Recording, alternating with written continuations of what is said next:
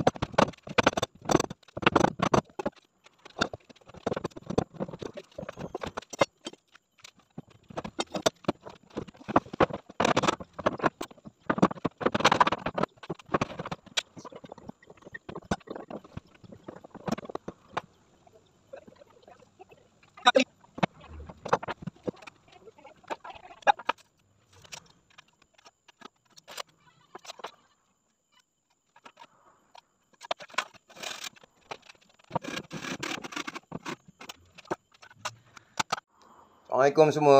Alhamdulillah. Sambung lepas Jumaat tadi Panda pasang kisi-kisi, tiang kisi-kisi untuk tangga ni. Okey. Kena tambah lagi. Ni tengah sebatang. Nanti kita potong. Ni kalau cik jam lalu ni memang belaga ni dari dia. Ni. Jadi kita ke belakangkan sikit. Satu line belakang ni. Sini kita potong nanti. Kita potong yang ni. Paras ni. InsyaAllah. tunduk sikit lah sejam Okey. Mudah-mudahan Allah Ta'ala memudahkan jadi kerja. Assalamualaikum. Sayang semua.